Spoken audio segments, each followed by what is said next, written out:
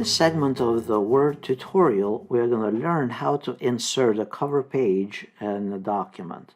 So here we have a document that we have manipulated and added a bunch of stuff to it. We have inserted various components on it, and now we want to change under the insert area. We want to insert what's called a cover page. You can click here on the insert tab, click on cover page, and then choose from one of those templates that will display automatically here. Note that there are additional templates that you can download from office.com and embed them in the document as well. So I'll click here, and let's say I'll pick this one. And then you give it a document title.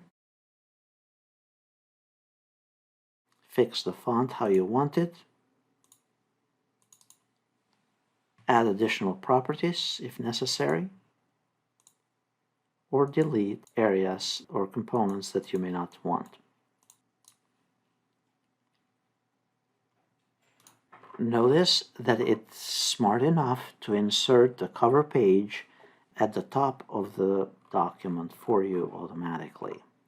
Now from here you could add a different image if you'd prefer and change this and modify this as needed.